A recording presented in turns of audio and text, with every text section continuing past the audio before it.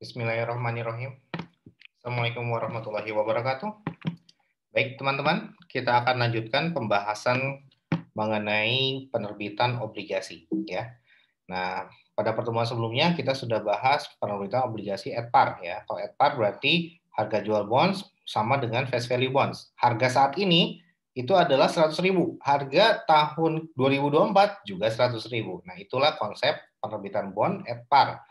Nah, kalau penerbitan bond at diskon, maka kita harus pahami gitu ya bahwa konsepnya adalah harga jual bonds lebih kecil dari face value-nya. Artinya harga saat ini, misalkan ini tahun ke-0 gitu ya, adalah 1.000 gitu ya.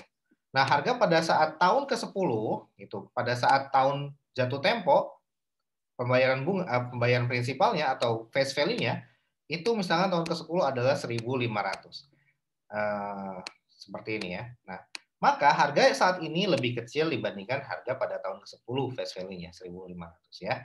Nah, demi konsekuensinya adalah bunga pasarnya kemungkinan besar dia akan lebih besar. Misalkan bunga pasarnya adalah 8% ya. Bunga kuponnya, kupon rate-nya adalah di bawah 8%, 6%. Nah, seperti itu ya. Sehingga apa? Amortisasinya dilakukan dengan menggunakan tabel effective interest effective interest method gitu ya.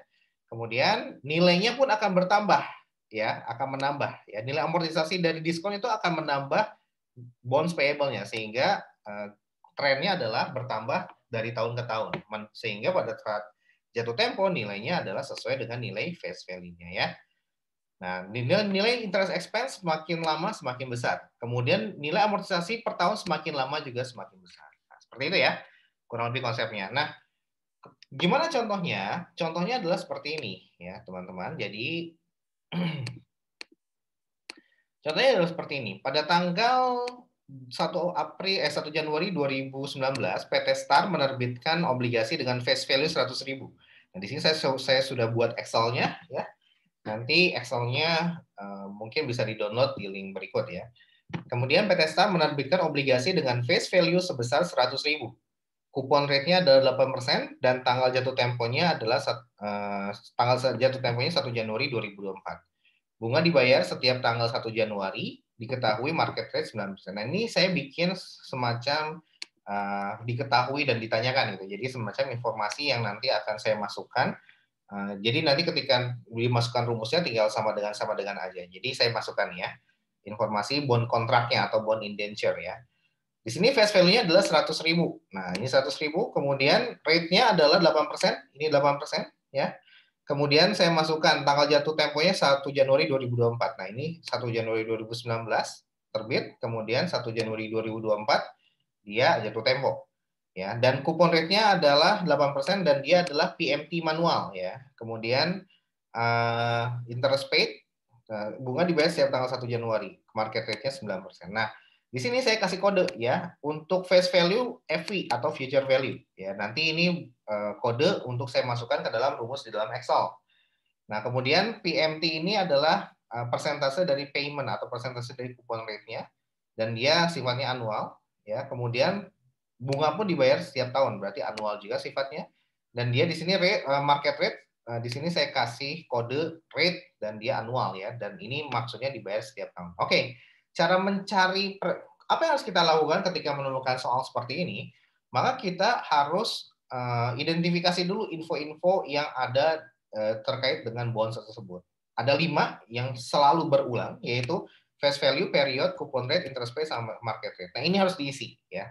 Agar apa? Agar nanti ini semualah informasi yang harus ada dalam kontrak suatu obligasi. Dan informasi inilah yang akan kita gunakan ke dalam Excel ya. Nah, cara pertama kita harus menentukan berapa present value dari masing-masing prinsipal ya dan juga present value dari si interestnya ya. Di sini saya menggunakan present value dari prinsipalnya, ini harus kita cari tahu pertama. Jadi metode 1 dan ada metode kedua, nanti kita akan bahas metode paling cepatnya seperti apa ya. Nah, kalau metode 1 berarti cari satu persatu present value dari prinsipal dan present value annuity dari si bunganya. Nah, kalau kita gambarkan timeline-nya, maka seperti ini ya. Ada sekitar 5 periode. di tahun kelima kita taruh 100.000, dan di tahun 1 sampai 5 kita taruh bunga yang akan dibayar tiap periode, yaitu 8.000, 8.000, 8.000 sampai dengan tahun kelima. Nah, caranya gimana? Kita present value kan 1.000 ke periode ke 0. Dan kita present value kan 8.000 ini ke periode ke 0. Ini masing-masing kayak gini gitu ya.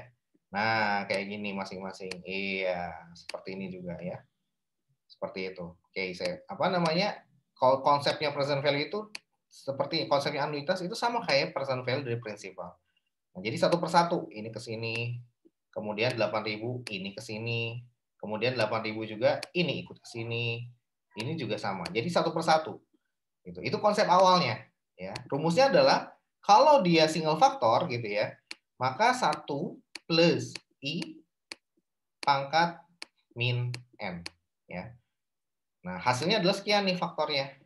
Kemudian kalau yang anuitas, karena dia berulang, daripada satu persatu capek gitu ya, 1 plus I pangkat min N dan sebagainya, ya udah pakai rumus anuitas.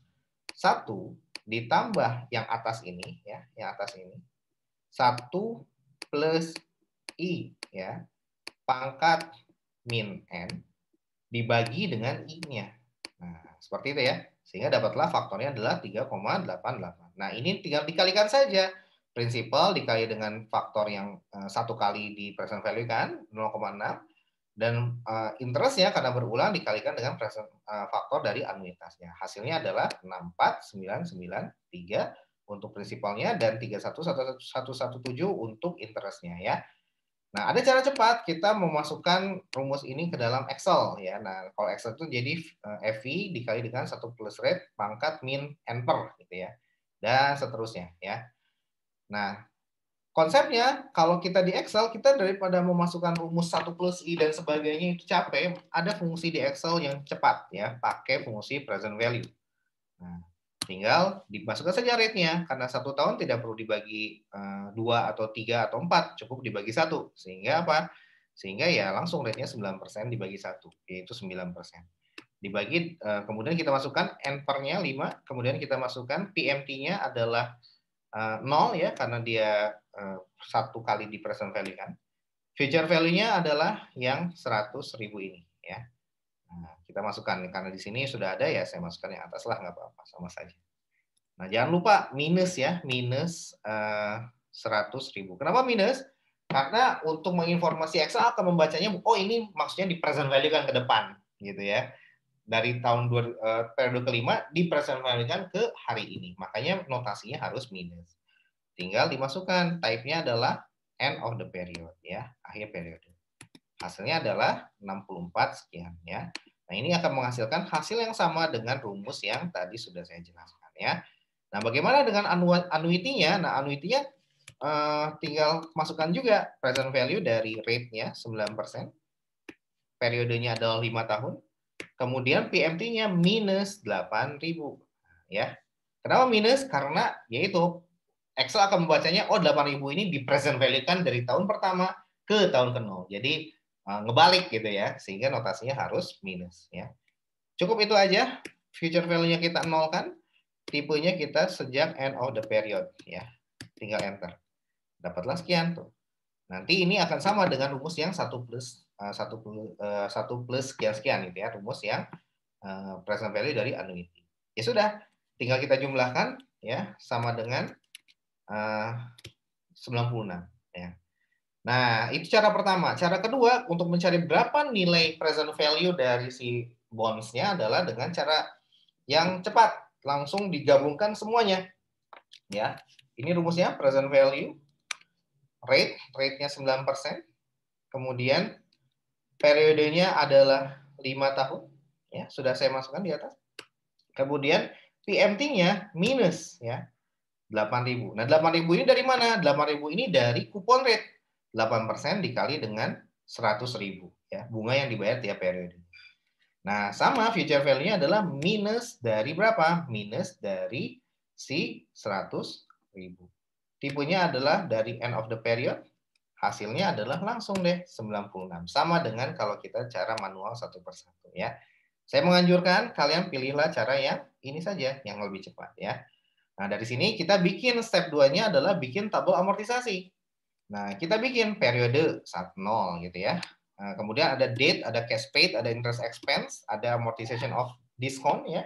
Kenapa diskon? Karena lihat di sini harganya adalah 96, sedangkan harga face value-nya adalah 100.000.